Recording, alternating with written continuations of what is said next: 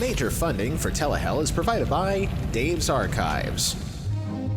If you're looking for retro commercials from the 50s all the way up to the 90s and possibly some points beyond in the future, turn to Dave's Archives. Also home to the TGIF live stream on Friday nights. Go to davesarchives.com. By Retrocirq on YouTube. Home to the off-duty Mime Players and all those off-air commercials that he likes to put up so much from the 80s and 90s. Go to YouTube and type in Retrocirq, spelt with a Q at the end.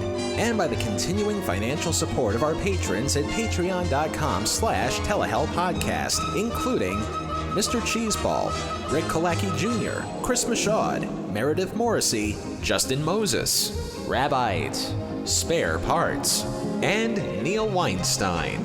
Thank you.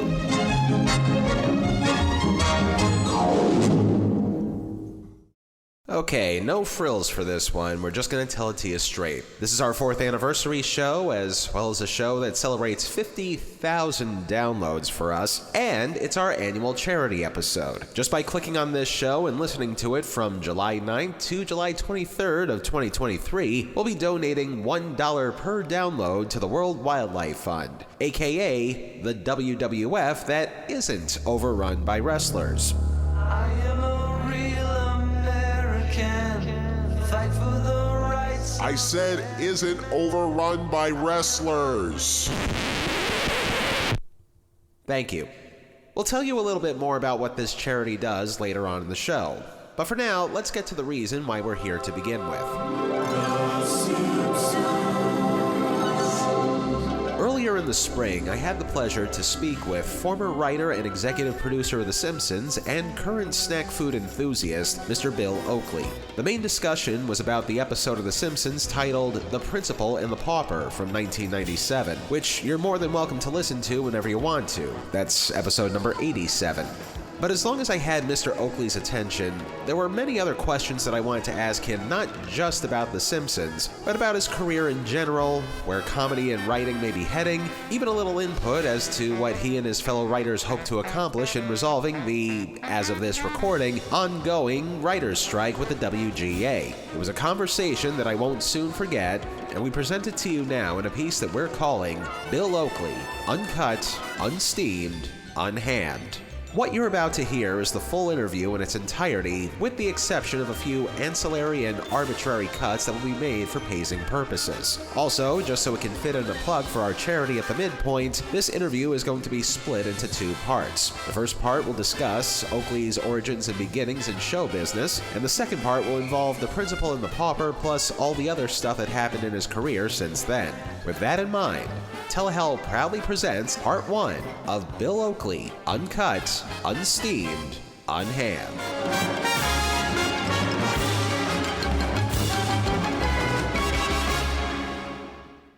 So now, from the top, state your name, what you do, and all that stuff. My name is Bill Oakley.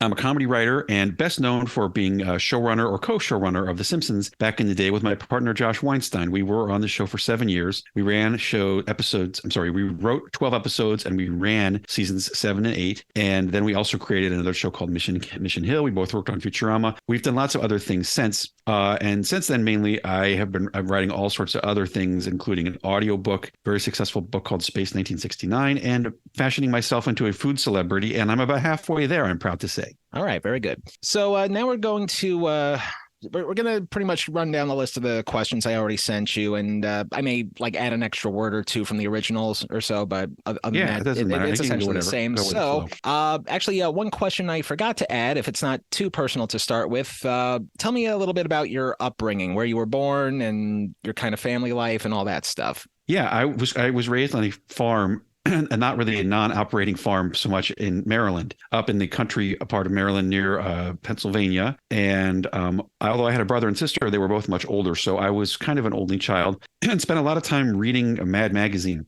That was what I did, and that's where I got my sense of humor. And I started out as a cartoonist because my brother had gone to college and left this whole attic full of Mad magazines from the 60s. And this was back in the day. It's hard to express to people today. There wasn't that much for kids to do back then. I mean, you went outside and played, sure, but the TV wasn't on all day for kids, and there was no cable. So you'd find stuff to do, like reading old paperback books or in my case, Mad Magazine. And that's kind of how I became obsessed with this whole thing that eventually became my career. All right. Well, that actually covers early influences on the first question there. Was like there anything else aside from Mad Magazine? I mean, you mentioned there wasn't that much TV, but still TV in the 60s. I mean, that was like a revolutionary time just for the medium in general. I mean, there had to have been something that really struck your attention at that point. Fortunately, I wasn't watching too much TV. I'm a little too young for questions about the 60s. So, but okay, I was early 70s. Yeah. I mean, but I didn't like that stuff. I mean, I liked the Brady Bunch when I was 6 years old. I watched shows. I watched a lot of cartoons. I watched a lot of I Love Lucy and Dick Van Dyke episodes. Of course. And I watched the Brady Bunch, Partridge Family, things like that. $6 Million Man, back when that was a thing. But I didn't like the shows that were relevant, like All in the Family, were not amusing to me. The other influences would have been other shows from the 60s, like specifically Green Acres was the show. Green Acres heavily influenced the creation of The Simpsons. Green Acres is the place to be. Farm living is the life. One time we did a thing, everybody told, and we were in the room, people talked about what their favorite show was growing up. 10 of the 12 writers, including Matt Groening, their favorite show had been Green Acres. And there's some episodes of Green Acres that I've seen recently where you're like, this could have easily been an episode of The Simpsons, except the characters are slightly different. But so that was an influence as well. And then as I got older, things like Saturday Night Live and National Lampoon were large influences in my teen years. As well, and David Letterman, definitely. It's funny you mention Green Acres because, like 4 nights a week, I'm out at my gym doing cardio, and all the TVs are on, and there's a Me TV channel there. I cannot even begin to tell you how many, and this is just like with the captions on and loud fans going off and all that stuff. And Green Acres is on right after Andy Griffith. And it's amazing that to this day, a show like that still has some staying power, as I'm sure many other TV shows to this day still have staying power. And it's interesting that you mention Green Acres. It's also just kind of on a personal note, kind of interesting that you mentioned the Brady Bunch, because on our show, we kind of have this running gag where the Brady Bunch is actually my immortal enemy, just because I covered their variety show a couple years ago, and just I teased. I mean, a lot of the stuff that I review is kind of tongue in cheek. I don't 100% mean what I say, but just because of how cheesy it was, and it just like people actually watch this ? Exclamation. Oh, well, the variety show was, I think it was known even at the time that it was stupid. The Brady Bunch, the regular show was very entertaining for kids. And it was the problem was as the kids got older, it became less entertaining for kids. And that's when they tried to add Cousin Oliver, and the whole wheels came off around that time. But all the later incarnations of it were not, I mean, you couldn't recapture that magic, especially in a variety show. I mean, that's why it's one of the most famous TV calamities of all time. They tried to do it in some of the TV movies, but I guess without a laugh track, it kind of loses something in translation or something. It's just not the same thing. It was a real period piece, and it really didn't people have affection for the characters, but as a universe, it didn't really move forward into the 80s like some few other shows did. Exactly. So now continuing with the early years, how early in your life did you achieve the first big laugh that you like? Have you ever set out to make people laugh at a young age, or did just something like click automatically and you think to yourself, hey, I can make a good living out of this? I don't actually have that many occasions where I saw people laugh at my stuff because I wasn't a stand-up comedian. The stuff I would do would be like cartoons. Like I started drawing fairly decent cartoons at like the age of 6 and copying stuff out of Mad. And then as I got older, I started to draw cartoons for the high school newspaper.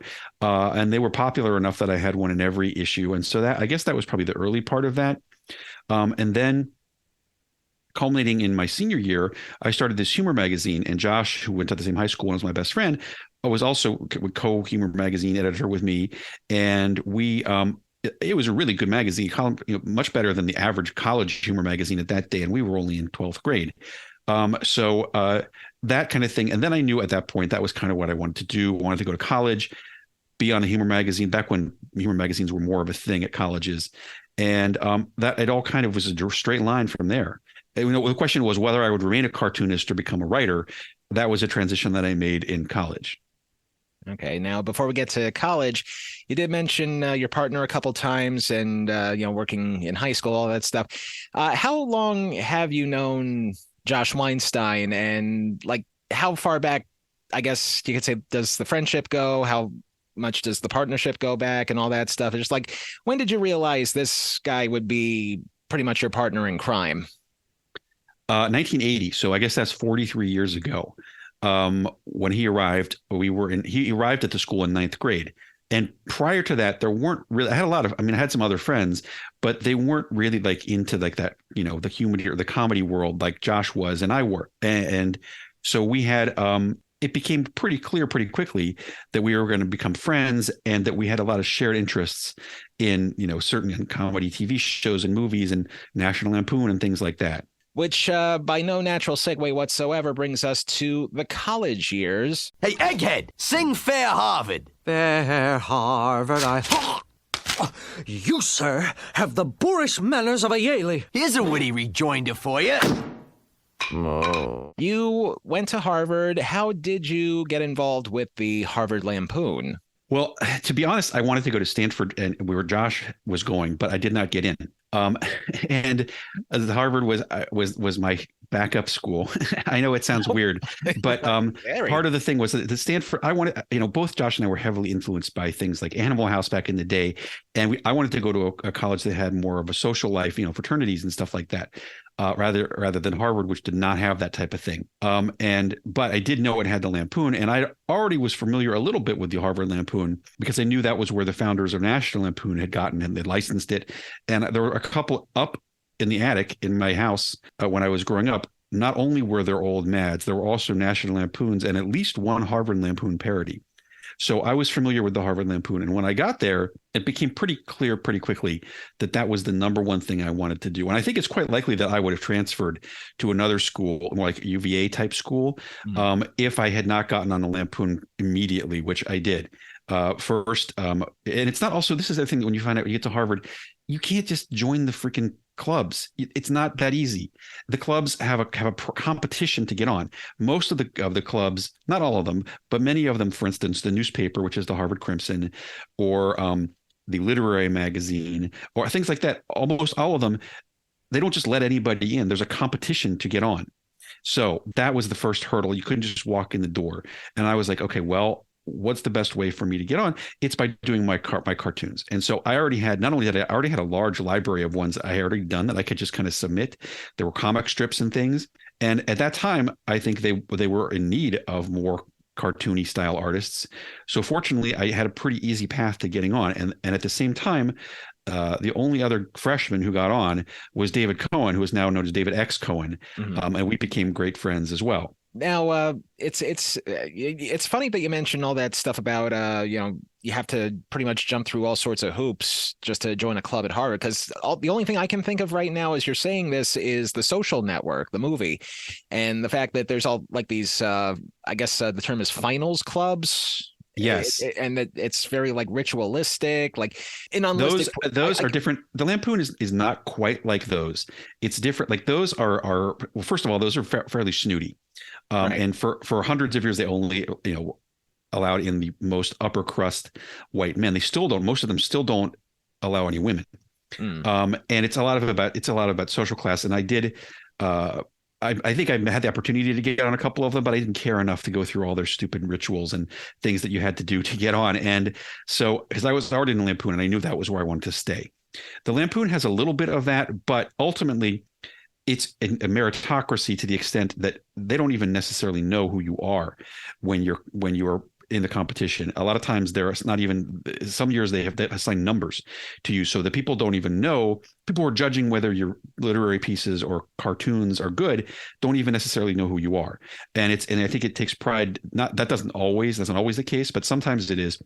And then once you get on, there is more of a social aspect. There's a lot of parties that are very good parties and traditionally have been for about a century. But again, it's an interesting bunch of people because there's both women and men. There's people from all types of backgrounds, and it's far more diverse than your average flannel club. And one additional sidebar, as long as we're still on this subject, and kind of feels like a sort of inevitability to ask this. I just want to be sure I got the timeline right. Did, by any chance, you ever run into Conan O'Brien when he was running? Yes, he was the president when I got on. He was a senior when I was a freshman, and he wasn't around all that much then because he was writing his thesis. But we met on a number of occasions and at parties and so forth. And we didn't really become, I would say, closer friends until we started working at the Simpsons together. But we were well acquainted. Now, obviously, there's still a bit of a ways to go until you get to The Simpsons. So, obviously, when you go to Harvard or any Ivy League school for that matter, that's pretty much the bat signal to most professionals, I guess, out there. So, something had to have popped up professionally, either while you were at school or after you graduated or something like that. Like, what was your first major professional job, either after or during Harvard? I was working at America's Most Wanted. Do you remember the TV show America's Most Wanted? I did not think that show had writers. I wasn't a writer. This is actually, I knew that I wanted to be, I didn't have a job. I mean, I had a couple other jobs during the summer, like working at this, I worked briefly at the deli at the supermarket and crap like that. But when I graduated, I went back to live with my parents in Washington, D.C. Mm-hmm. And I really wanted to be in TV. And most of the TV shows in Washington were like Meet the Press. They're all like serious news shows. There was only one semi-entertainment program at all being done in Washington, D.C., and it was America's Most Wanted. And this was during the early days of the Fox network. And the show was live. And it was at a television studio that wasn't even far away from me. It was like a 15-minute bus ride up the street. And I don't remember how I heard. I think I just wrote them a letter. I wrote them a cold letter and said, I'd love to work on your show in any capacity. And it turned out I wanted to be a reporter for them, but I didn't know the first thing about crime reporting, and they take that real seriously. So, but it turned out the guy who was the promotions coordinator was just leaving right when they got the letter. So they called me up and said, hey, come in. Would you like to be the promotions coordinator? And what does that mean back? I mean, it means like I would write press releases and I would do things like the listings for TV Guide. Eventually I got to write and produce promos that went on the air for the show. Yep. And I also would be the host to the cops. The cops would come from around the country to be there live when the phone calls came in for their cases. And so I would meet and greet the cops and give them coffee and whatever. And so that was like, and it was extremely exciting because the show, there was a lot of electricity around the show because number one, it was a huge hit at that time. And it was also live. And it was exciting because the moment we started broadcasting the thing about, the recreation of whatever this criminal did, the phones would start ringing off the hook, thousands of calls from all over America. And sometimes it was so dramatic. Like one time we caught the guy before the show ended. The person had been because a guy who was in a motel room with the wanted fugitive called when he saw the recreations, like, this guy's in the hotel room with me. You got to come get him before he wakes up. And he had been arrested before the show even ended. So there was they say live television is very exciting, and it is. I had a very small role to play, but it was a role nonetheless. And I really liked that show. Yeah. I mean that's a pretty wild career trajectory, I guess, to go from that to then writing for various comedies and just like, you got to get your foot in the door somehow. But I did not think that it was going to be that particular doorway. That kind of shocked me. It wasn't really a straight line. I did actually they sent me to LA to meet all the executives at Fox this back in the early days. And I did meet with them, and it didn't really have any connection to us eventually getting hired there, except that I knew some of the guys already. That was then after that, we had a hard period of about 4 years or 3 years when we were desperately unemployed, which I can go into detail about if you want. I can only imagine it's going to be the same story as any other writer out there, because it is a very hard business to break into. And, again, going just. Oh, yeah. And it didn't I'll tell you the version. You can edit it out if this is boring. Yeah, sure. Okay. So we had gotten the job. Our first TV job was writing for this cable show. It was a cable game show there used to be Comedy Central used to be two networks in 1989. It was Ha and it was the Comedy Channel. Right. We got a job working at a show on Ha. We've got to strengthen our knees. Strengthen our knees for comedy. We've got to strengthen our knees. Strengthen our knees for Ha, the new TV comedy network. Ha meets comedy round the clock, every day of the week. We've got to strengthen our knees. Strengthen our knees. Strengthen our knees for Ha. We've got to strengthen our knees. Strengthen our knees for comedy.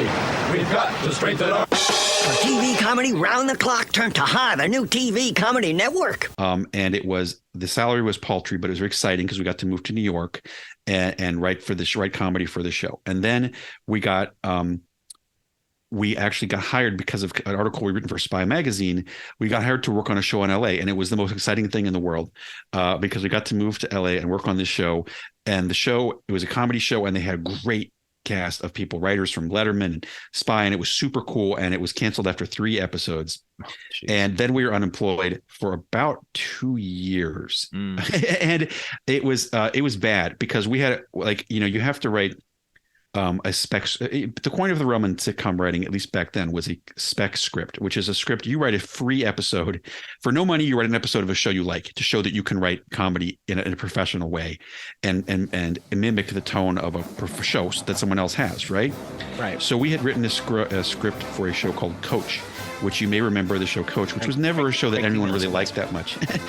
Nobody liked that show very much. It never got any awards. It's the strangest thing. And this seems to be like a trend with a lot of sitcoms, especially ones that run for like a solid decade and then winds up in like the Siberia of syndication. Like the last time I saw an episode of Coach, I was working morning radio in the Catskills, and I had to get up at like 4 a.m. just to bring myself to mind. And sure enough, on one of the local channels, but this was like before the news started at 4 a.m., but there it was, an episode of Coach. It's like, wait, this was a thing that was on TV?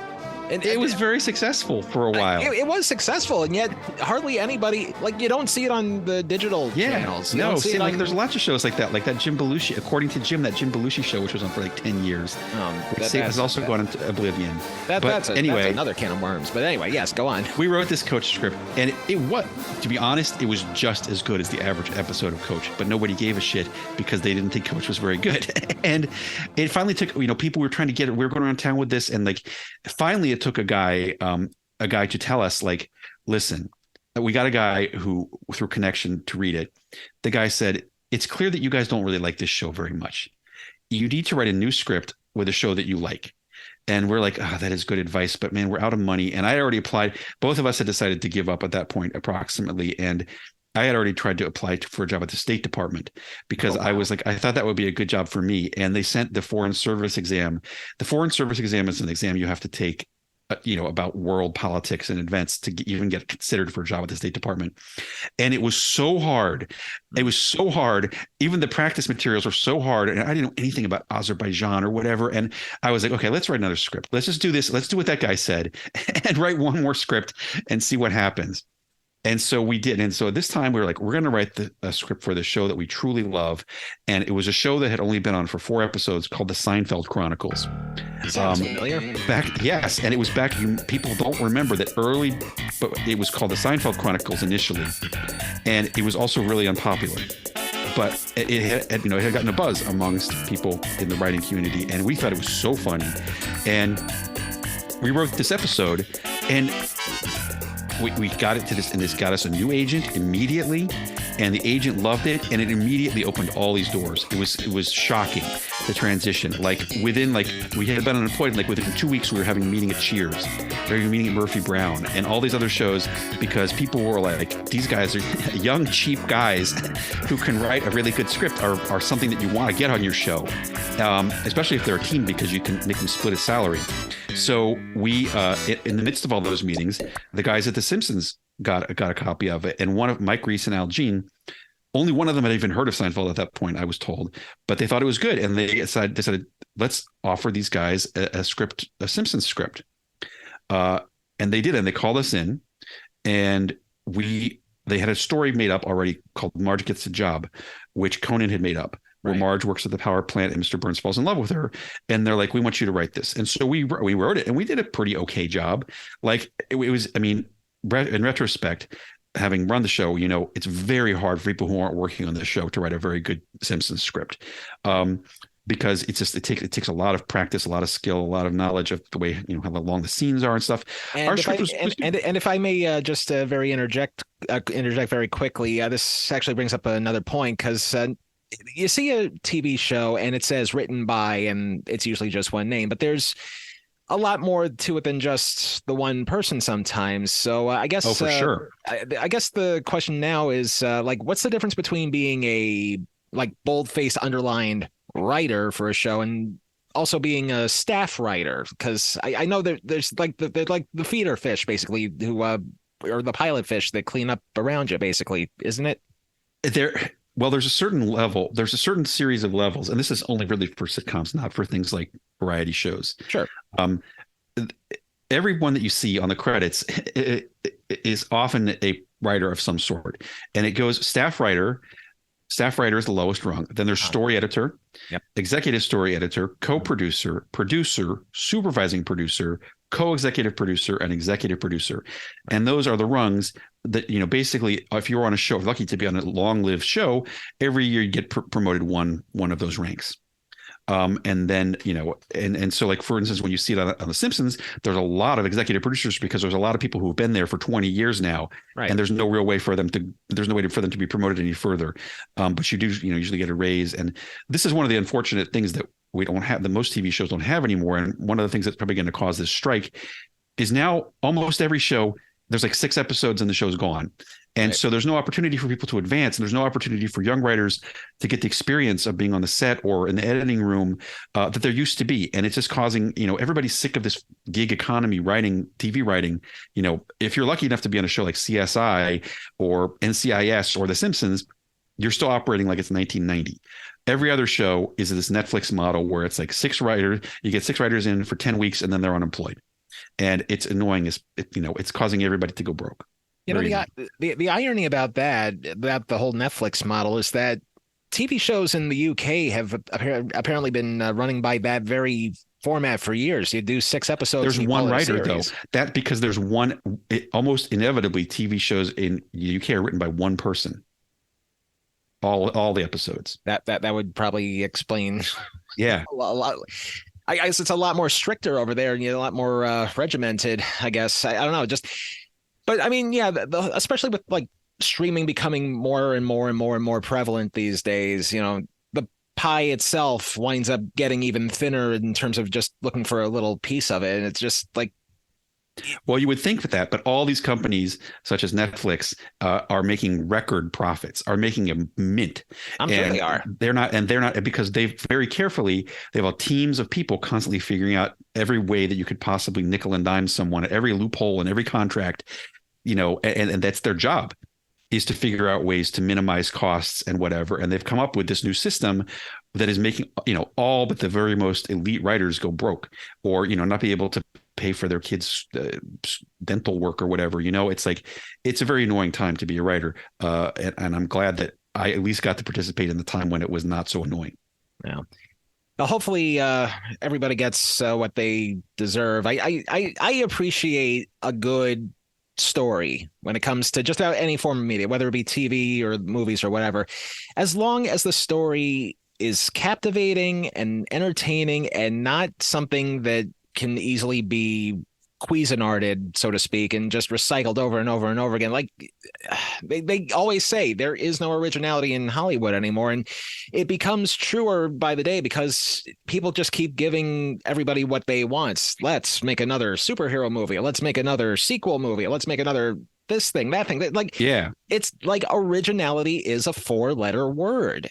And people don't seem to understand. Yeah. A lot of people, a lot of times the originality doesn't get rewarded, which is why places are hesitant to order shows or make movies that are original, because a lot of times people don't like them very much, or only a small segment of the population cares about them. And when obviously sometimes you strike gold, but other times your originality just gets you no viewers. Exactly. And it's sad but true. But, every once in a while, something does wind up breaking through. And yeah, there is a glimmer of hope there. Now, as far as, well, you've already mentioned The Simpsons. You already mentioned how you and Josh Weinstein joined. Was there any pressure or intimidation from anybody that was already working there? Like, did you feel like you had to prove yourself, or was it really more of a camaraderie kind of thing over there? Everyone was pretty nice. It was not a case, unlike some writing rooms, there was no like raging asshole type person, either the boss or coworkers. Everyone was pretty nice, and it was pretty collegial. And there were, I would say it was only a high pressure environment in that you knew that these were the best. I mean, even at the time it was the most incredible thing that ever happened that we got hired there, because that was the right, like, as much as Seinfeld was great, you knew that was just Larry David pretty much making it up with Jerry Seinfeld. Right. The Simpsons was the best. It was, and I say this long before we got there, known as like the best. It was the best writing room since, you got your early SNL, and you got Sid Caesar Hour from the 50s with Mel Brooks and Woody Allen and and all those guys. This was the writing room. This was the third such writing room in history. And like being asked to join it was flabbergasting. And we were very nervous. Definitely. We didn't even know what the job was going to entail. Like we thought, we had no idea what it was going to be like from day to day. We'd never had any experience. And so we got there, and it's really just like most of the job is sitting in the room all day long, every day, coming up with new jokes, for the rewrites of the script. And you got, at that time you had guys like George Meyer, and you had John Swartzwelder, you had John Vitti, and people and Mike and Alan and so forth, and Conan in the room making up the jokes. And it was like, it was intimidating as hell. But like after a few weeks of sitting there kind of absorbing stuff, we finally got to the point where we would start getting jokes in that we would pitch. And I mean, I think we listened for a long time. And then once in a while, we started getting small, short jokes in, and it was very satisfying. I remembering, I wrote down every single one that we got in. And then over time, we got another script assignment, which was that one where Marge goes to jail. And that was I think that was when we knew that we had effectively joined the ranks of the staff, because John Vitti told us it was the best first draft of the year. And we were like, holy shit, that's John Vitti saying that. Oh my God. And so we were like, I think at that point we were confident that we had at least proven ourselves worthy of remaining on the show. Well, I am clearly, especially when you're joining at like the zenith of the show, like 92, 93 or so. And that's when they really start putting in like the most densely layered, the most high quality, the best possible stuff that there is. So from that point onward, I mean, clearly you and Josh making it to executive producer and showrunner, it had to have been an easy walk in the park home run. We benefited from a few other things because, this is the thing that in season 4, we were brand new. In season 7, which isn't that long later, we were running the show. And we were running the show before we were 30, which was exciting. And mainly a lot of that had to do with the fact that everybody else left. Like every single original writer left at the end of season 4, except for Conan and us. And then Dan McGrath had only been hired a few months earlier. And that was a remarkable time. That was my favorite time of ever working on the show, when it was just the 4 of us, because we all just went to like Malibu and ate, shrimp tacos while making up the stories for season 5. And then David Merkin arrived to take over the show and hired a whole new staff. And then and it became clear. I mean, we were the most senior, and then Conan, the real biggest obstacle to us running the show quickly was the fact that Conan was better than us and more senior than us, but he suddenly became he suddenly got to be a talk show host, much to everyone's shock, about 6 months into season 5. So he left, and then we were the most senior guys on the show, and I don't think we'd even been there a year. So basically just good luck and timing, and just also really damn good scripts. I guess it's a combination of luck and preparation. Yeah, and I think also when David Merkin left, there was no other choice. Like we actually, I'd say in retrospect, our agent drove a very hard bargain where we were willing to walk off the show, to leave the show, unless they let us run it the way that we wanted to run it, which was for 1 year. And they said no. And then we said, okay, well, never mind. We're going to go to Frasier then. And but they finally gave up after a period of a couple of months. They said, okay, you can run it for 1 year. And then the agent was able to drive a very hard bargain for us to run it for a second year. The time that you were there, you and Josh were there, I mean, still just pumping out stuff that is still talked about to this day. Now, given the time frame, and only the time frame that you two were there, what would you consider, and you may have already listed a few already, but what would you consider your 5 favorite episodes from the time that you were at the show, either as a writer, a showrunner, or both? Oh man, I don't. It's okay. I don't know if I would say ones that we wrote even. Like, I would say Homer the Heretic. God said to Noah, there's gonna be a floody. Which we had nothing to do with, but we sat there and watched the animatic. I mean, that was technically at the time that we were on the show. Mr. Plow. Oh, Mr. Plow, that's my name. That name again is Mr. Plow. The Halloween thing that we did with the 3D animation thing. Oh, glory of glories. Oh, heavenly testament to the eternal majesty of God's creation. Holy macaroni! 22 short films. I think that covers it. Aurora Borealis. At this time of year, at this time of day, in this part of the country, localized entirely within your kitchen. Yes. May I see it? No. Oh, well, now 22 short films. Well, yes, 22 short films and Frank Grimes. Yeah, but look at the size of this place. I live in a single room above a bowling alley and below another bowling alley. Wow. I think that's the fifth one of the thing. But that's also, I think that's only scratching the surface, because there's lots of other ones that we produced or that we had a little bit to do with that were also hilarious. Now, my apologies. I leave out the ones that we wrote from that list too. Well, my apologies for limiting things just to 5. High Fidelity's favorite movie of mine, and John Cusack's all top 5 everything. So just kind of seemed like a boilerplate thing. We will continue with the second part of our conversation with Bill Oakley after the break. Oh, the Grand Canyon. What a Grand Canyon. It's times like these when you think about those closest to you. Think I'll call home. Please say your name. Homer! Yellow? Collect call from Homer? No way, man. I only accept 1-800 collect calls. Give it the times, Homer. Why, you little... Dial 1-800-COLLECT. It's the way to call collect.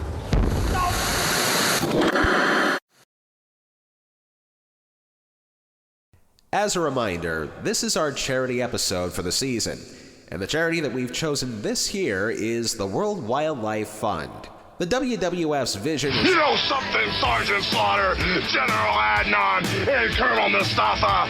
Ever since WrestleMania, when I won the first battle with all my little Hulksters, I knew it was just the beginning of the war. Not the wrestlers. That lawsuit got settled years ago. Anyway, the World Wildlife Fund's vision is to build a future in which people live in harmony with nature. To deliver this mission, they work to conserve and restore biodiversity, the web that supports all life on Earth, to reduce humanity's environmental footprint, and to ensure the sustainable use of natural resources to support current and future generations. We celebrate and respect diversity in nature among the people, partners, and communities with whom they work. Through integrity, they live with the principles that they call on others to meet. They act with integrity, accountability, and transparency as they rely on facts and science to guide them and to ensure that we learn and evolve. Through respect, they honor the voices and knowledge of the people and communities that they serve, and they work to secure their rights to a sustainable future. And finally, collaboration. They deliver impact at the scale of challenges that they face through the power of collective action and innovation. As a reminder, just by clicking and listening to this episode, you're helping us raise money for a worthy cause. Between July 9th and July 23rd of 2023, every time a listener clicks on this episode and listens to it, we will donate $1 per download to the WWF, up to a maximum of $500. And don't think for a second that we're pressuring you to donate directly to them. You're the ones who click on this. Ergo, you're the ones who are donating. If, however, you'd like to go the extra mile and make an actual donation, you're more than welcome to do so at WWF.org, either as a one-time only payment, an ongoing monthly payment, or you can use your money to adopt an animal, which, if you donate enough, will be represented by a plush toy. However you want to support this cause is up to you, but just by listening to this show today and over the next 2 weeks, you're already doing your part on our behalf. To find out more about our charity of the year, visit them again at WWF.org and do your part to help support the lives of the wildlife.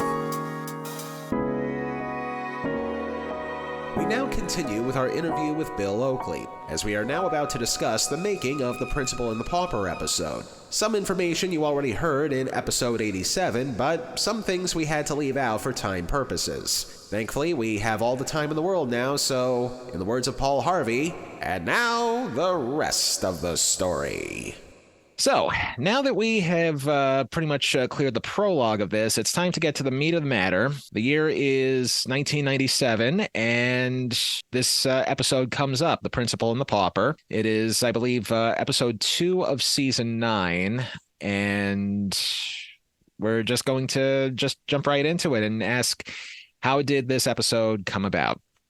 Let me begin by saying, I'll start with the headline. I think this is a great episode. Okay, so okay. I am not here to trash the episode. I think it's a great episode, and I just watched it 10 minutes before we began recording for the first time in about 10 years, and I have even a higher opinion of it now than I did then. I still thought it was great back then. Now I think it's terrific. But let me say the following things. One of the reasons Josh and I wanted to leave the show at the end of season 8 was we had a number of reasons, because first of all, it was traditional at that point to run the show for 2 years and then leave. Secondly, we wanted to go create our own show. But third of all, we also felt the show was not going to be on for much longer. And then, you know how wrong that is. We left at the end of season 8. What's like season 35 now? That was the wrongest thing of all time. But let me say, back then, how many sitcoms went for 10 seasons? Cheers went for 10 seasons, right. Seinfeld, MASH, and that was it. So we were like, this show doesn't have much more gas in it. We're running out of stories. Who knows what tomorrow will bring? You're right. And we were like, let's just leave while the getting is good before we run out of stories. We don't want to be the guys to usher this thing into the grave. And so, and I felt that we were already running out of stories by the end of season 8. Now, that said, I don't think Principal and the Pauper is one of the stories that we were running out of. I would have done that story in season 7. So that's all the prologue to this story. Okay. All right. Okay. Now, yes. So now there are episodes in late season 8 where I'm like, yeah, that wasn't such a great story. We shouldn't have done that. But this is not one of them. We would have proudly put this in season 7, or, early on, right? With the 300-pound Homer episode or whatever. Like, we did not consider this to be one where we were stretching the bounds. We were stretching to come up with a good story. Of course. Okay. This is the thing about this episode. Mm-hmm.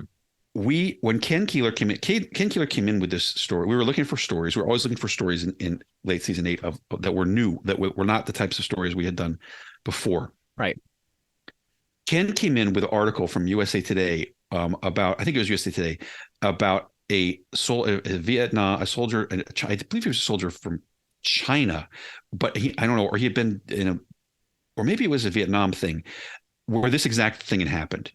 But what I mean by this exact thing is someone had returned from war after many years and assumed an identity that was not his. And we're like, hey, that's kind of interesting, because also around this time, a movie called Summersby had come out. And Summersby starred Richard Gere, and it was a remake of a movie called The Return of Martin Gere, which was a very well-regarded movie from 1982. Yes. Okay. The Return of Martin Gere is based on a story, an actual thing that happened in like 1560 in France, right? Where a guy came back from war and assumed someone else's life. And it was kind of clear maybe that the wife knew it wasn't really him, but was willing to go along with it. And as were the other people in the village. And it caused a lot of, and eventually there was a trial and so forth. And it was a great story. And around that time in 82, a book came out, a historical book about this event came out, and the very, very successful movie Return of Martin Gere, which was remade in the American Civil War as Summersby. So we're like, this is a well-known story. This is a well-known story of someone who comes, and it's a story that has a lot of resonance to people. And furthermore, it fits perfectly with what we already know about Principal Skinner.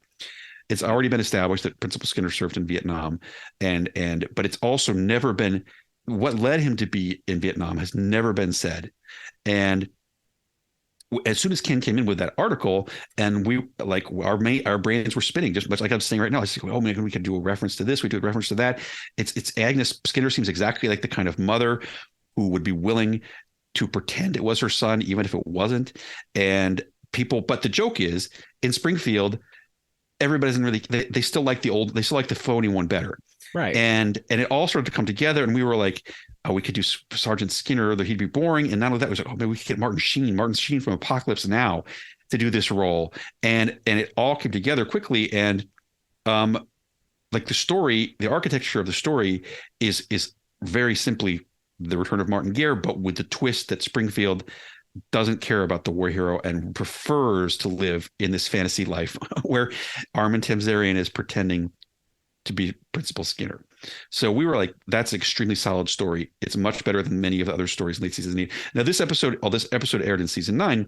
It's part of season 8 because the way that this works, yes, the production order is 22 or 24 episodes, but they overlap. So usually the first 2 episodes of the next season are leftovers from the previous season. Right. So even though Mike Scully ran season 9, we had the episode The City of New York versus Homer Simpson, which is the World Trade Center episode, and this one in season 9. All right. Well, now circling back to I guess character origin, so to speak, is it safe to ask where the name Armin Tamzarian came from? This is a funny. Okay. Armin Tamzarian is now a judge. This is the weirdest thing. Okay. If you Google Armin Tamzarian, he's a judge in the Los Angeles Superior Court and has been for like 20 years. It was just like, so I hope he doesn't hear this. I mean, he's used to, I'm sure he's gotten this before. I'm sure he probably gets it once a year. Somebody's like, wait, you're Judge Armin Tamzarian? Like someone who's seen it's a very distinctive name. And someone who's seen this episode of The Simpsons must encounter him every year and be baffled by the fact that that's his name. It's funny you mention his current occupation, because all I can think of is that scene where Skinner's pretty much saying everything. I would wind up one day in front of a judge and just. Yes, and I wonder if this continues to annoy Armin Tamzarian, but Ken got the name because he was an insurance. I think Ken had a car accident or somebody ran into him, and the insurance adjuster was Armin Tamzarian. I guess he was an insurance adjuster before he went on the career path of becoming a judge. And I think Ken just thought it was a very distinctive name. And for some reason, Fox did not.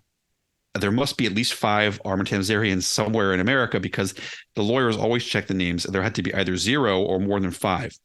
So I assume somewhere in America, there's at least 5 or more real Armin Tamzarians, because the legal department let the name go right through. That's why, and that's where it came from. Right. And I mean, you said yourself, I mean, every once in a while the real guy will probably say, okay, I get it, blah blah blah blah. Like when the show first aired, I mean, he had to either have been terrified or pissed or relieved or happy or so. I don't know what the reaction was, but like when the show first aired, like what was his initial reaction? dim recollection that he called.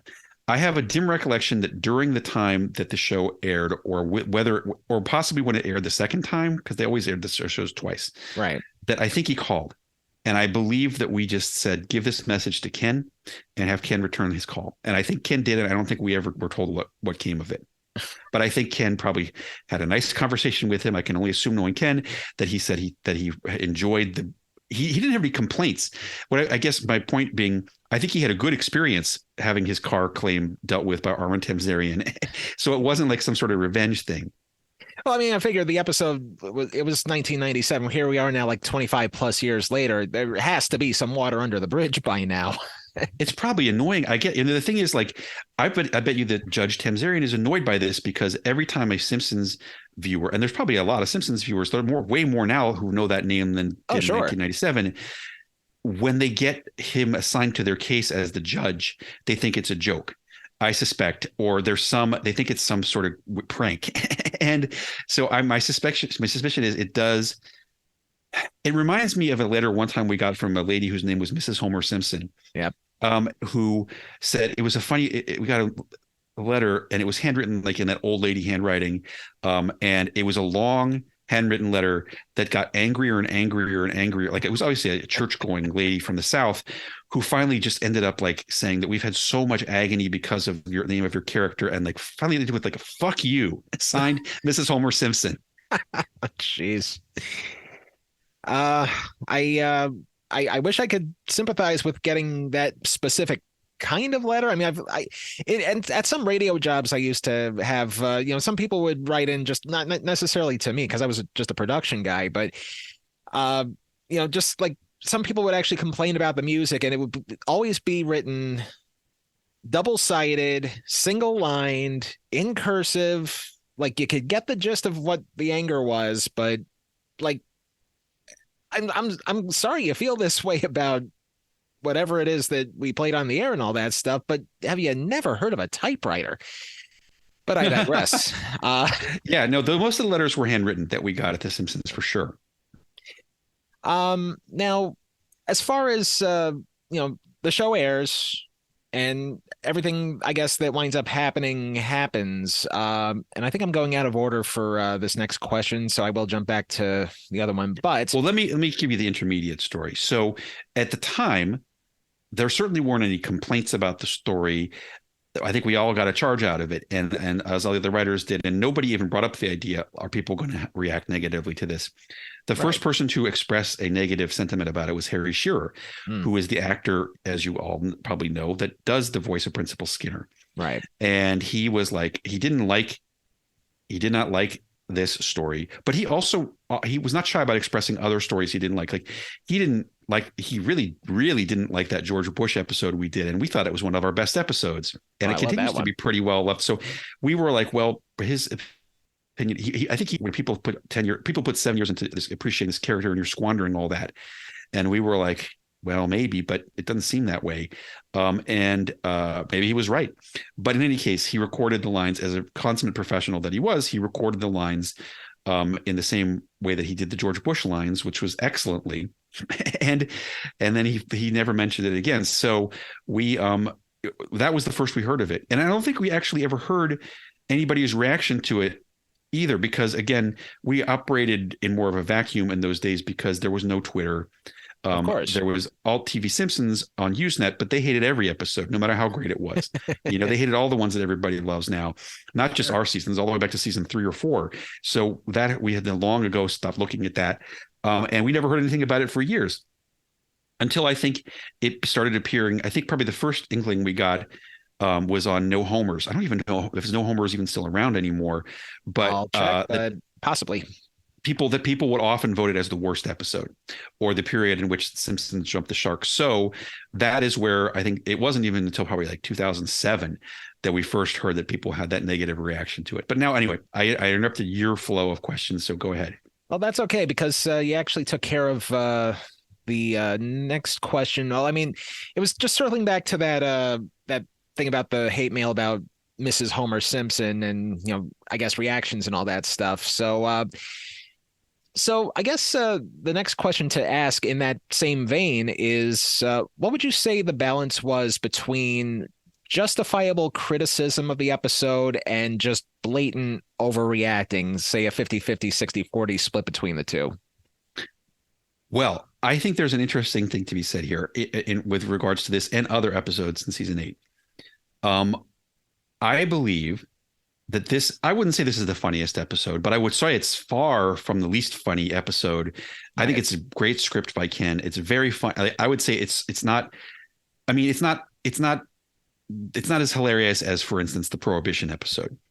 However, it is as hilarious as the average episode, I would say, from season 7 and 8 in terms of its thing. But it also has a very dramatic, involving story. And this is the thing that I felt when I was watching it just again right now, was like, this is a good story. It's very moving. It's very moving the way that the relationships between Agnes and Principal Skinner, that they agree to live this lie and so forth, which I assume is part of Martin Guerre. I've never seen the whole movie, but I found the story to be very emotionally moving. And I think, honestly, the signpost that causes people to react very negatively is they don't like that we rewrote the history of Principal Skinner. And they don't like, especially given people who may never even heard or seen of this story, the existing story of Martin Guerre or Summersby. Right. Those people who are familiar with Martin Guerre or Summersby are just like, oh, they're doing a parody of that, and they didn't have this negative reaction to this retcon type thing, right, as opposed to people who have never. This is the first time you've been exposed to that story. You're like, what the fuck is going on? These guys have lost their minds who are writing this. Yeah. And I think I would say probably a good percentage of people, 80% of the people who hate this episode or consider it to be signpost of the show's decline are people who probably weren't familiar with the story and found it to be thought that we were being incompetent rather than making it a homage to Martin Guerre. It, in fact, a very well executed, if I may say, mainly by Ken, homage to Martin Guerre, and not just a sign of desperate weirdos flailing to create a story in it and failing. You know, it's like I think it's a well constructed version of that story, and is very moving. Now, it is definitely something that is not for everybody. It wasn't for Harry Shearer. A lot of people don't like it. And I think, you know, everyone's opinion is valid with regards to The Simpsons. Well, the only thing you could do is kind of take a poll, you know, and a lot of people, I think, would say this is the worst episode, or at least of that era. But if they if it said you can't judge it based on the Principal Skinner's identity being changed, then I think they probably wouldn't react so negatively to it. Now, I've also seen, not nearly so much, but also as much criticism of the Frank Grimes episode. At the time, people didn't like the Frank Grimes episode either. At the time, many of the episodes that people love now, people didn't like at the time. 22 short films. I'm probably in a slim minority who thought and I was probably like maybe 12 years old when that first aired, but I thought that was actually a genius episode. I didn't see any problem with it because it's Homer just showing that he's Homer, and then there's this outsider just realizing what is wrong with everybody. Why is this considered normal? I don't know why I resonate. This is a similar story to some extent, where an outsider arrives and upsets the status quo, and people hate it, and vengeance is wrought either by the town or by fate itself, which killed Frank Grimes. You know, I think that we made it clear you can't come into Springfield and tamper with the status quo, or you're going to pay the price. Frank Grimes did, as did Sergeant Seymour Skinner. Paid the price for that. So it's and Chalmers. That's why I love Chalmers, is because he skates that. Chalmers sees through the fraud that many people in Springfield are, but he never pursues it to the extent that he does in Steamed Hams, which is why I wrote that, because I was like, what if Chalmers didn't drop it for once? What if he knew that Skinner was lying and he kept asking questions? But then he still drops it after 14 questions, this time in Steamed Hams. So this is an example of that type of story, which is one that we loved, where a logical, reasonable person questions the status quo of the town or of Homer and pays the price. But yes, Frank Grimes, people also don't like Frank Grimes for that reason. And as well as people who are like, Homer's acting like a fool. Homer's acting like a moron. He's acting like and then we're like, well, that's the joke in that episode, that Homer can do whatever he wants and it doesn't matter because he is blessed in the Simpsons universe. Right. And so, yes, his behavior, his bad behavior is dialed up a little bit past what he usually did in season 7 and 8 to make that point. Right. Well, now, as long as we're on the subject of status quos, obviously things do have to go back to the status quo by the end of this episode. And in spite of that ending, they're sending the quote unquote real Skinner out on a train. I love that. That made me laugh out loud, especially given that they have a band playing patriotic music and stuff. Right. Thank you for your service. But in view of that, obviously this episode, I hate to use a term like it changed the game or it leveled the playing field or anything colloquial like that, but obviously the show has gone on for a long time since then.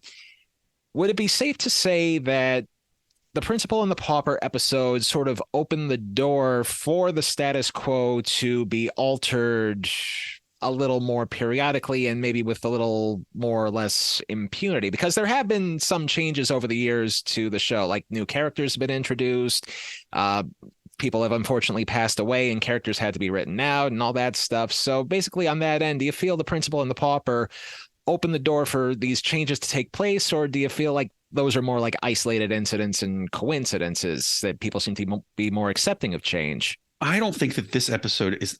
Look, there's only one fact of this. There's only one thing about this episode that changes the status quo, which is that the character's backstory is rewritten.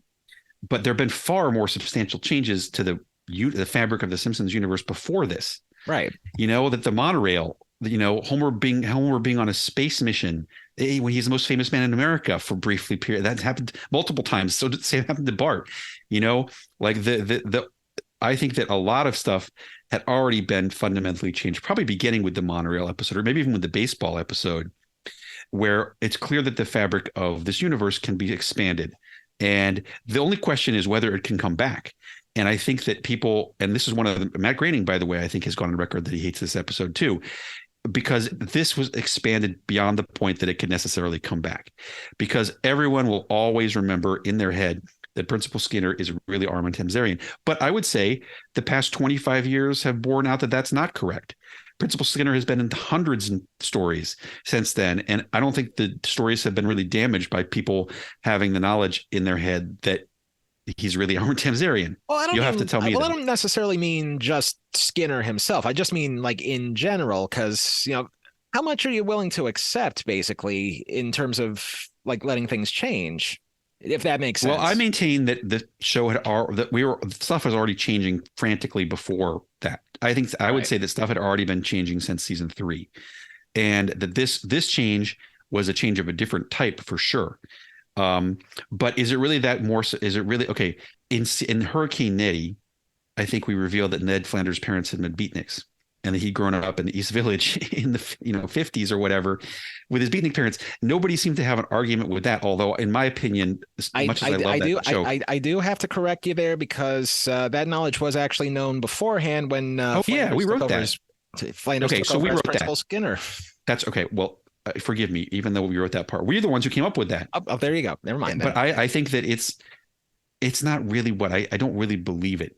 You know, I still believe that Ned Flanders grew up in some sort of Christian environment, rather than having a reaction. But I think it was funny enough that we didn't care. So I believe that things not as substantial as rewriting Principal Skinner's backstory had occurred, but nothing substantial that had occurred to that point.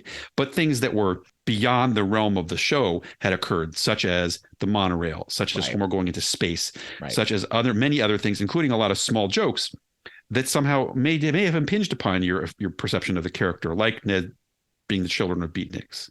Okay. Well, I mean, no, I understand that. Just again, the show being on for as long as it's been, I guess some things do tend to blur together after a while, and eventually all the negative stuff winds up being thrown aside. And then at the end of the day, yes, it is just another TV show with a lot of dense layers and a lot of other things to dig around for. Yeah, so. I mean, and the thing about it is, it's not so much. This is the thing I think you have to, that it is hard to, that when watching this again occurred to me. This actually, the story of the Principal Pauper is actually a realistic story. It's not some crazy story that involves fantastical elements or the supernatural or something that is preposterous, because this has really happened. This has happened multiple times in the past 500 years, and many times. And so, and other than that, the episode is extremely realistic. You know, there's no crazy stuff. There's no talking to Osmodiar. There's no other stuff of that nature. And like, it's the fact that people don't like that. Many people, including Harry Shearer and Matt Groening, don't like the retconning of Principal Skinner, which I completely understand. I think it's possible that as a viewer who wasn't involved in making the story, I might have felt the same way, but I would also have recognized it as an homage to that old story. And I want to say this, because I hope we'll talk about this shortly. And Mad Men is built around this whole premise. Right. Don Draper stole someone's identity, and it's this core of his character. And it came back, you know, they kept it, they dialed it up a lot in the first season and the pilot, obviously. And then it came back full circle in the final season. And like, that's like, people never said that was the worst part of Mad Men. They completely bought it. Well, that brings me perfectly to the next question. I mean, once that was revealed on Mad Men that Don Draper was, it's been a while since I've seen it. I forget the guy's name that he's Dick Whitman. Dick Whitman, yeah. Well, once that was revealed, did you? That was revealed in the pilot. I'm fairly sure. It's been a while since I've seen either one of those things. But like, once that was revealed, did you, Josh Weinstein, and Ken Keeler feel like a sense of relief that, okay, we're not the only one that's done this story? Then there it is. I would say that, I mean, I wouldn't say that I definitely, when I saw it in 2007, when it came out, I was like, hey, that's kind of like Armin Tamzarian. But as you know, Mad Men was the most respected show on TV from that episode forward. So people didn't obviously, like the Simpsons fans didn't have, I think the fact that Skinner had already been around for so many years was what is the root of people's annoyance with that retconning. You know, Don Draper, Dick Whitman, that was set out in episode 1 or 2, as I recall. So it wasn't like we were undermining people's enjoyment of a already beloved character. And again, like you said, the story itself, going back to Martin Guerre and all those, I mean, that's a tale as old as time. It wouldn't surprise me if they wind up doing something like that on another show sometime down the line.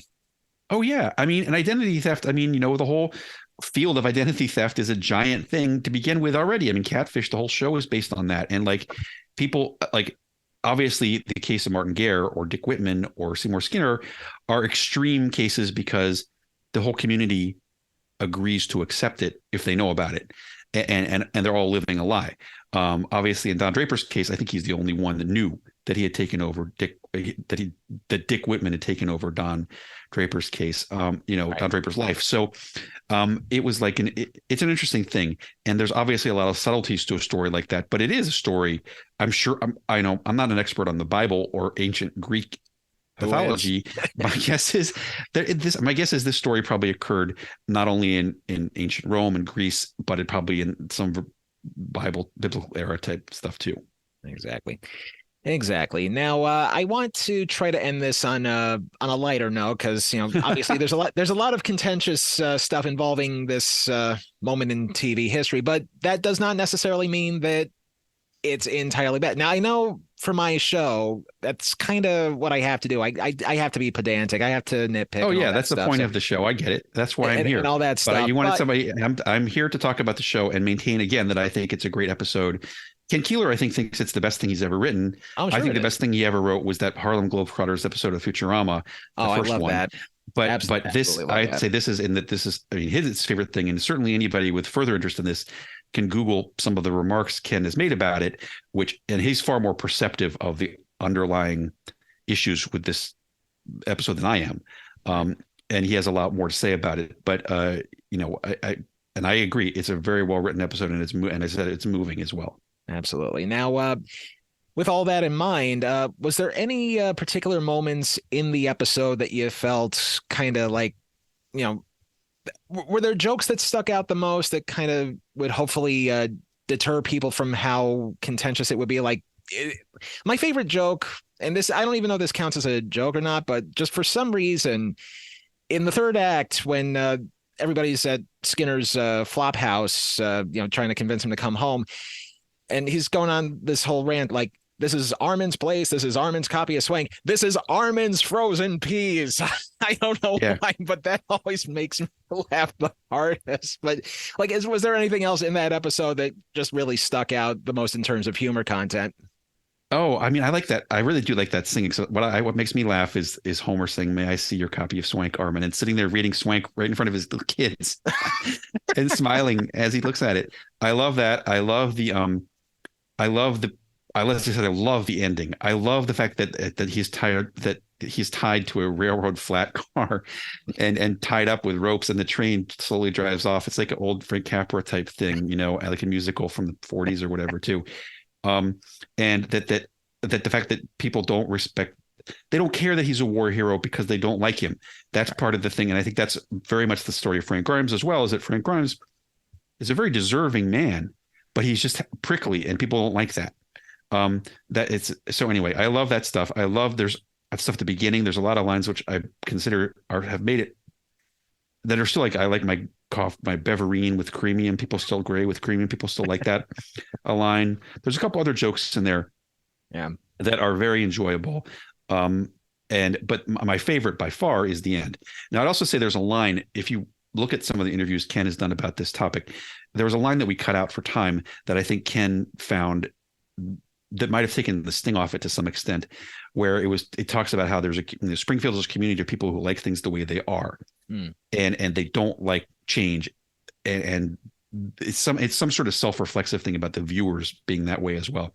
I think the thing that would have taken the sting off it is some silly thing at the end where Homer comes out on stage and says, for everybody who objects to this, it was all a dream, or some crap like that. Right. That's some half-assed way of buying it off. So people wouldn't be like it's some sort of turning point that it was all a dream.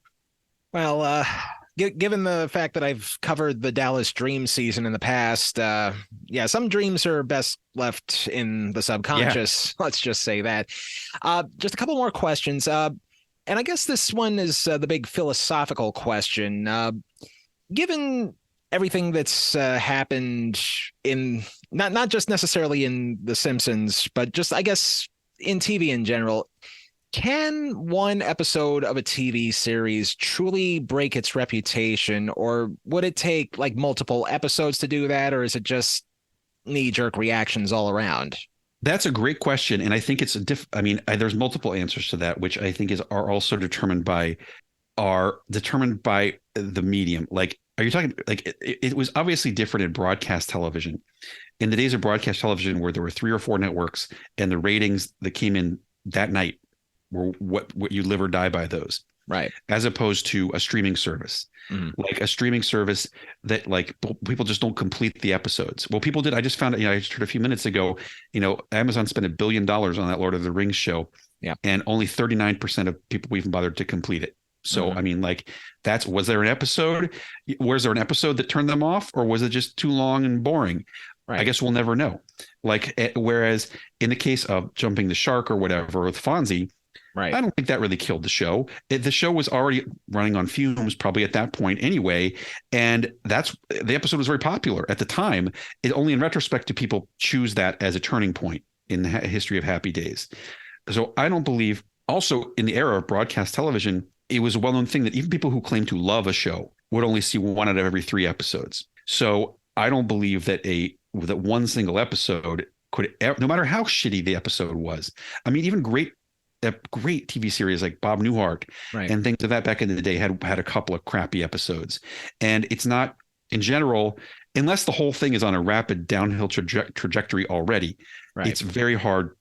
I don't think one episode, no matter how lousy, can kill a thing, because people, not everybody's going to see those episodes. Now it's different in a thing where I also think that the stakes are different for drama and for comedy. I think in drama, we all saw what happened with Game of Thrones. Right. Like, people got pissed off at the last season, and they were super pissed off at the last 2 episodes, but it didn't matter because the series is already over. Now, did those guys kill? I don't think they killed the franchise, because that House of the Dragon thing was still pretty popular. But they definitely alienated a lot. I mean, all you hear now is about, it's used as a metaphor for killing the show. It's the final season of Game of Thrones. So the audience had a very negative reaction to that.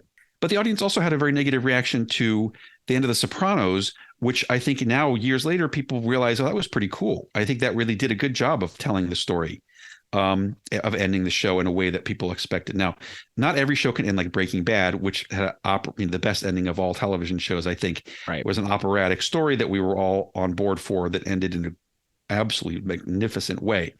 Right. In comedies, what makes the episode bad? Is it funny? Is it not funny?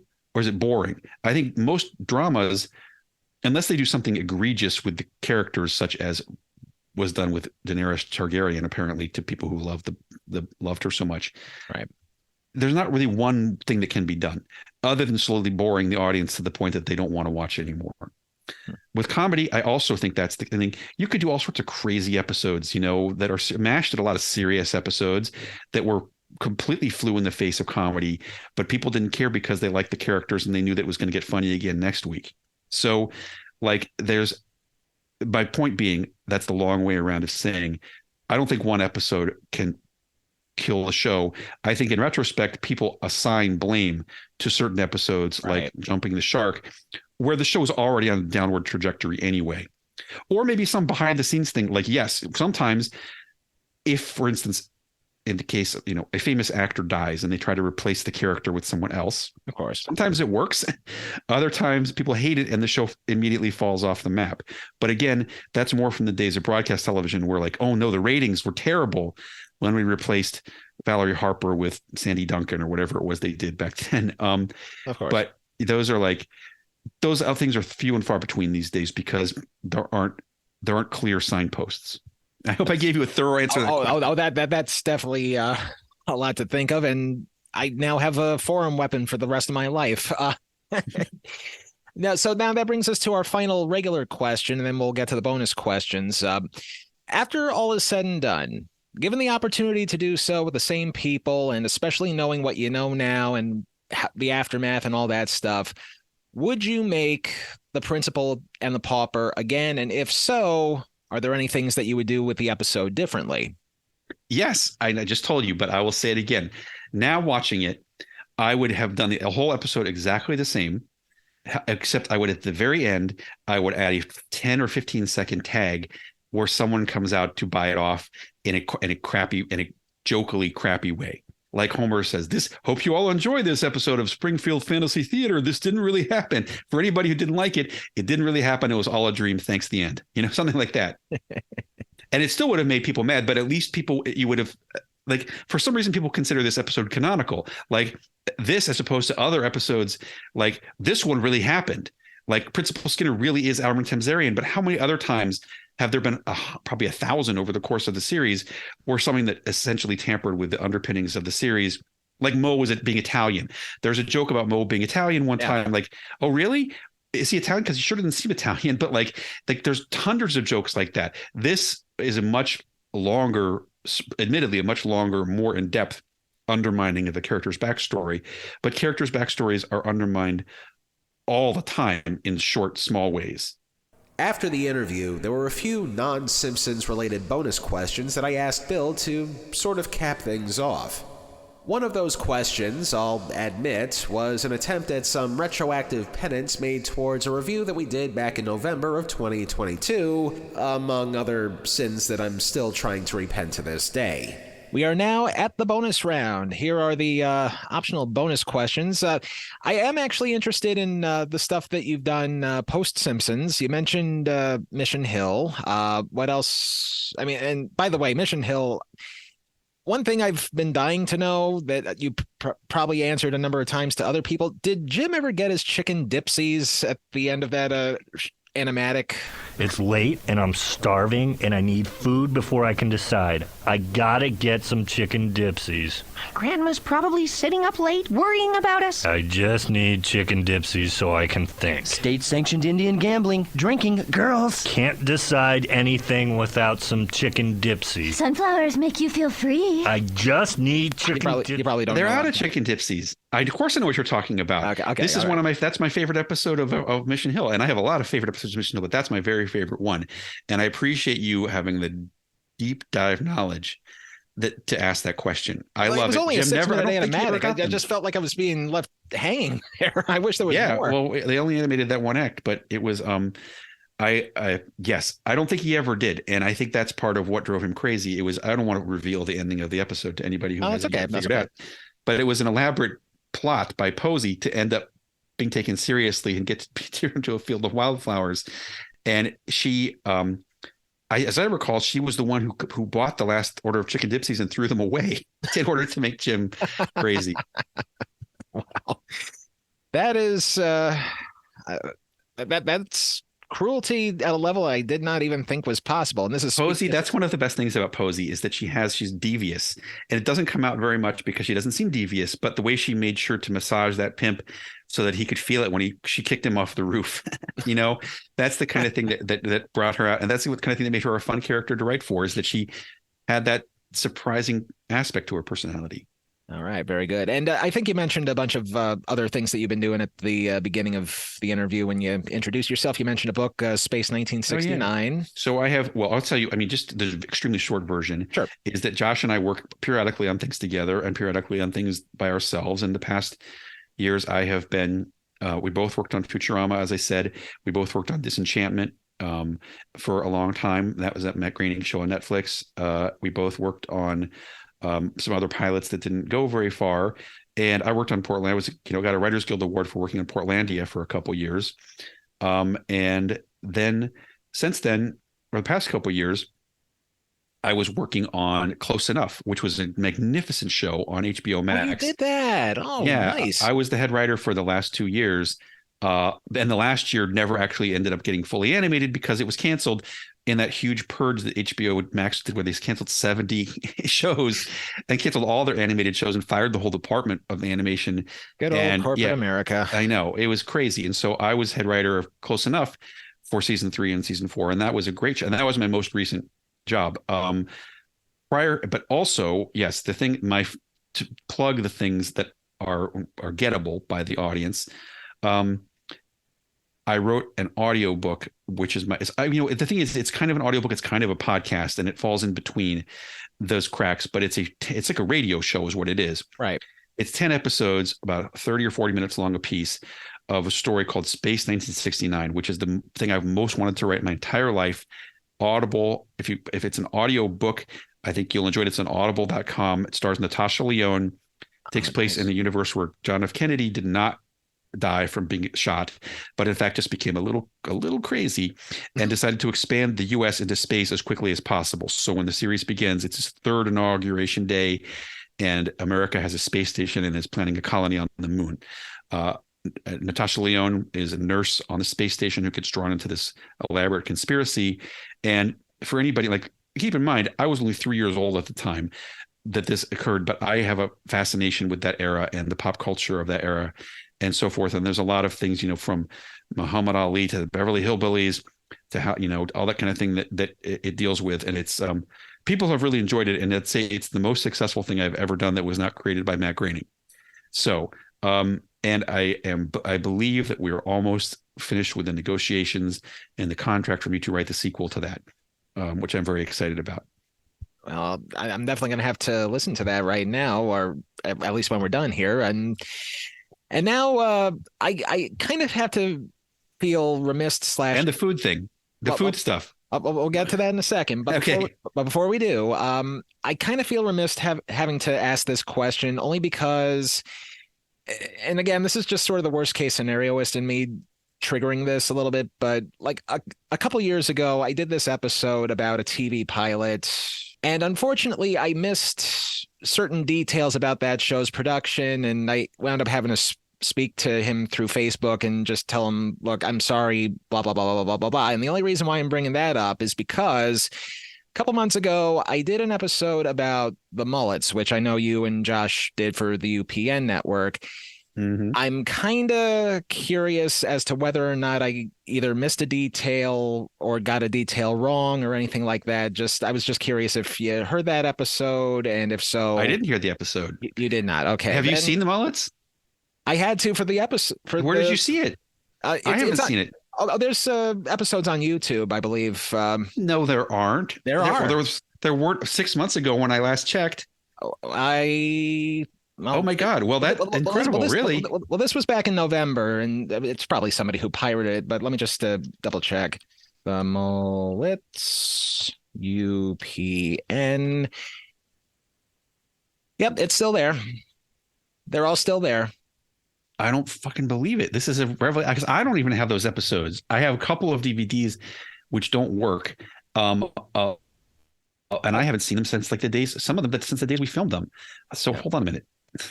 Yeah, it's some. There's several users actually. There's one called the Viewing Room. There's one called the Retro Depot. There's a lot of really. This is amazing. Oversaturated. Well, anyway, just because I wanted to be sure. Okay, my God, there is the whole episode of number 2. Yep. There's a whole episode of number 1. There's all of number 2. Uh-huh. Only a handful of shows, really. But its final show, it's 48 minutes long. What's that? Oh, that's a band. What? The Raging Waters. Oh my God, they are on here. Oh yeah. Well, anyway, 5 months ago. So anyway, I did an episode about it, and I was just this was the biggest thing that I was worried about, because I didn't know if you actually heard the episode that I did, but I didn't want to get into another thing where I missed information. So at your own leisure, feel free to listen to the show. And if you want to do a follow-up that says, hey, here's what you missed, blah, blah, blah, just mock outrage, I guess. I don't know, but I just tried to do it with as much information as I possibly could, as I do with all my episodes and everything. But that's why I wanted to bring that up, and I can just edit this part. Oh, well, that sounds great. out. I mean, I would never go down the road of saying that show was an apex of creative genius. It was designed just to be funny, and it came out. It was we want to do something that was going to appeal to a wider audience than Mission Hill. Right. And that was designed to be funny and just be funny. And like Beavis and Butthead. It was actually inspired by Dumb and Dumber and Beavis and Butthead and other things of that nature. And we had a great staff, and it's one of the greatest working experiences we ever had making that show. And furthermore, it seemed like it was going to be a huge hit at the time. And part of it because the audiences absolutely loved it. And the test did great, and the live audiences at the show just were going bananas. We did mention that in the episode. I guess it's because UPN was benefiting from WWE SmackDown because they thought it would fit in with that, and I think. Then they couldn't. This is what we learned. They also thought that was the case, but then what happened is WWE SmackDown was paying for that time. Right. They were paying to have their show on at that time, and they did not want the mullets impinging upon their paid time. Right. So they stuck us after these other shows that were completely incompatible with the mullets. And this was as I said, in the era when your ratings that night on the broadcast, that was where you lived or died. So we didn't get good ratings, and they just put on like bland romantic comedy to go with whatever they had. And the mullets never came back, and it was a huge ripoff. Right. I think that was like about maybe 75% of what you said is probably what I said. Although I was really more like, I was never going to be UPN's target audience. And we did like a whole month of shows from the UPN network that people seem to have hated the most. But we don't go out of our way to hate a show just because other people do. We discover like the how and the why. Like, why did it get the reputation it did? Why did it turn out this way and all that stuff? So I mean, for the record, I thought the Mullets was okay, but I did not think UPN was the right network for it. And if it weren't for SmackDown, maybe something else might have taken place and all that stuff. I think it might have been a better Fox. Well, that's the same thing that happened with the WB. It was not the right place for Mission Hill. Yes, and it was like that's the problem is that we were doing these shows that were not right for the networks that they were put on, and that would ultimately prove to be their undoing. Mission Hill had the second life on Adult Swim, where they ran the same 13 episodes over and over and over for 7 years, and now it has a huge cult fan base that is coming out to see us at these shows we're doing all over the country. So, like that, Mullets did not have that blessing because it got lost in the cracks. Right.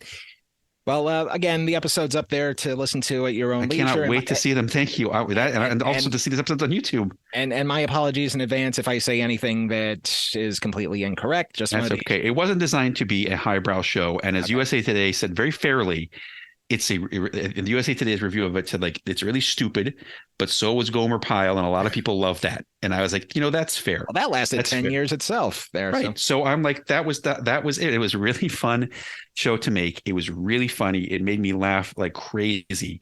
And that was the goal of that show. And it succeeded in that very small goal. Okay. And on that note, we are now going to get to the capstone here. Like I said at the end there, you have been known for many things, many things, comedically, non-comedically, I guess, especially that America's Most Wanted thing kind of threw me for a loop there. But after all that, how did you get involved in reviewing fast food and foreign snacks? It's always something I've been very interested in. And this is like that. I always, back even at the high school days, I was like, hey, McDonald's has a new burger. McDonald's has these new things called chicken McNuggets. I want to go try them. I got to go try them. And I want to tell everybody about them if I like them. So I've always been like that. And my audience has just grown over the years for that kind of thing. I used to kind of do it on Twitter. And then exactly almost 5 years ago to this week, McDonald's came out with their fresh beef quarter pounders, which was the first time they hadn't used frozen beef. Right. So I went to review those and I was like, this is not going to be as good if I have to type it. Maybe I should just make a video. Yeah. I made the video, put it on my Instagram, and it immediately got a lot of attention, like from McDonald's. The official McDonald's account was like, hey, that's awesome. Congratulations on your new career as a food blogger. And I was like, hey, that's cool. And then the head chef of McDonald's also commented on it, and we subsequently have become friends. And that's like, so I was like, this is fun. And I kept doing it. It's so much more fun than doing TV because you don't have to, like, I can say, I'm going to review this new Taco Bell item. And then 3 hours later, the video is out there, and it didn't have to go through 10 months of development and hundreds of executives nitpicking it to death. It's very fun for me to do. And so over the course of the past 5 years, I've been taken more and more seriously in this field, and to the point where I'm on TV talking about, I'm on regularly on the show, The Food That Built America, on the History Channel, talking about food. And I get to write articles, and I get to appear on various other things just as a food expert. And I love it. And hopefully sometime soon, I'm going to have my own show, like Phil Rosenthal, has somebody feed Phil. Yeah. I mean, and he's my hero. And I have an idea for a show that is a little bit meaner than his show, and that I really want to do. And I'm working on it with a pretty prominent reality show company right now. So I'm hoping that is the case. And then collaterally to that, I have started this thing called the Steamed Ham Society. Now, everybody listening to this probably knows what steamed hams is, but what it is, it's a euphemism for hamburgers. Right. And so if you are interested in joining up, just go to steamedhamsociety.com. There are multiple levels that you can join at. There's multiple rewards, and it's really a club for people who like food and want to talk about, hey, did you try this new chicken sandwich? Hey, did you see this recipe for smoking your barbecue? And it's not just low-end food either. I mean, it's food. So we have some real gourmets on there too. And it's like, but it's food of every type, from the new flavor of Cheetos to how do you, best cook beef Wellington at home, and that type of thing. And that we have live streams, we have newsletter, we have merchandise, and it's really fun. And that is about a quarter of my time and effort and income these days, is doing stuff for the Steamed Ham Society. There's also special levels for Simpsons fans, where we have events. We've had a lot of prominent Simpsons people on special Steamed Ham Society live streams, and there's special merchandise. And there's even a level for people who want me to read their scripts, because I now charge to do that, because it used to take so much time. But if you're a writer and you want me to give you intense, well thought out feedback, you can sign up the Steamed Ham Society level. It's quite expensive, but I've gotten a fair number of people to do it, because it allows me to concentrate on their script rather than having to cram it in on my weekend or whatever. So that's another aspect of it. Well, as long as we're on the subject of all things consumable, this is now going to be the part where I'm going to turn my camera on, because I want to show you the stuff that I would like to send you when everything is all said and done. So stand by, please. Fantastic. Afterwards, I showed Bill a collection of various international versions of Kit Kat bars, Oreos, Lay's, and Doritos chips that I had purchased from a local shop that sells all kinds of snacks from around the world, which I bought because I had a feeling that this interview wasn't going to be done just because. I mean, how often in life does one get a chance to talk to someone who was at the front lines of one of the most popular TV shows of all time? On that note, I would like to give a special thanks to 845 Exotic Snacks of Middletown, New York, for simply existing. And yes, they are on Facebook, just in case you want to say hello and that Telehell sent you. But more than that, thank you once again to Bill Oakley for not only being patient with me, but also for the interview being one of the moments in my life that I certainly will never forget. And be sure to follow him not only at steamedhamsociety.com, but also on his various social media feeds at @ThatBillOakley. A reminder that just by clicking on this show and listening to it, we're going to be donating $1 per download to the WWF. With all the Warriors and Hulkamaniacs, you guys are in a lot of trouble. How about it, Ultimate One? With the special referee, like Sid Justice. Granted, it's going to be called down the middle, 50-50, but in no way, shape, or form. For the last time, not that one. And take Rick Derringer with you. Anyway, we'll be keeping track of how many downloads this show will get from July 9th to July 23rd of 2023. Whatever the final number is as of 8 p.m. Eastern Time on July 23rd, that's how much we're going to be donating to the World Wildlife Fund. And because we recently hit the milestone of 50,000 total downloads for the podcast, our maximum pledge for this year will be no higher than $500. The more you listen, the more we donate. Simple as that. If, on the other hand, you feel weird about all of that, you can always donate to them directly at WWF.org. Not only for regular donations, but the holidays are coming up in a few months, and they do have a wide array of plush animals that symbolize adopting one of the dozens of species that they protect. Once again, go to WWF.org to find out more. In the meantime, that's all we've got. We'll see you in the fall. We'll put up a couple premium shows shows from behind the paywall during the summer, but for now, thanks for listening, and here are the credits. Telehell was written, produced, edited, and narrated by me, Justin Hart. All clips used in this program are protected under the Fair Use Doctrine of the U.S. Copyright Act of 1976, and all clips used come courtesy of their respective companies and owners. Some of the music used in this program comes courtesy of YouTube and their audio library service. Telehell is a production of Horton Road and is distributed by Libsyn. The show may be over, but you know where to find us. On social media, Twitter and Facebook at Telehell Podcast. Want to hear some premium content? Go to patreon.com/Telehell Podcast. And if you have any questions or comments about this show, feel free to contact us at our complaint line, telehellpodcast@gmail.com. But even more than that, please be sure to like, comment, rate, subscribe, lie to us.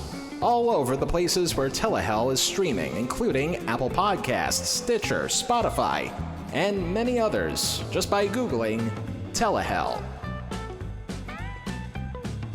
We try to straddle the line between a factual show and add a little, action, I guess, basically.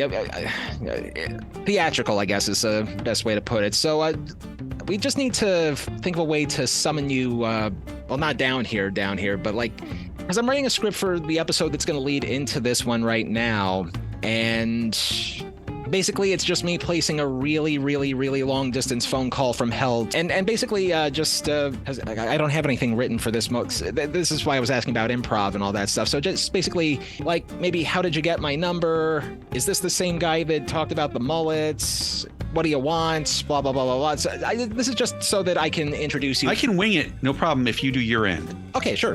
Then I know exactly what to say. Then let me just, all right, ring, and you pick up.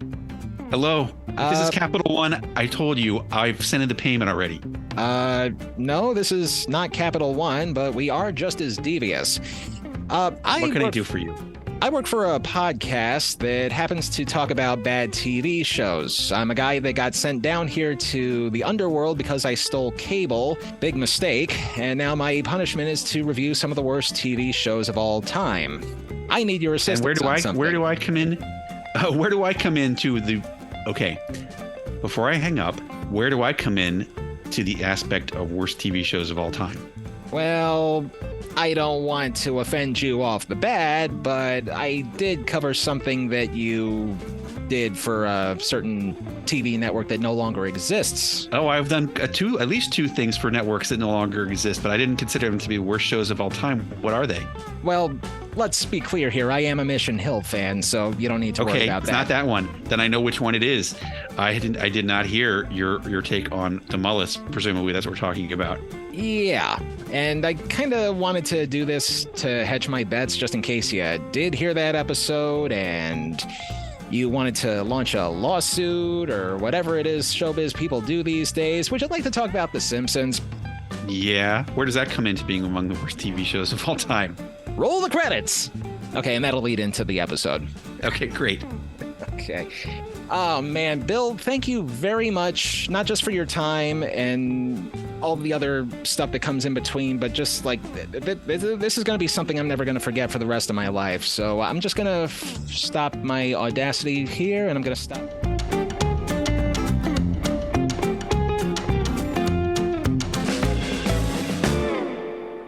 A Bill Oakley Josh Weinstein production!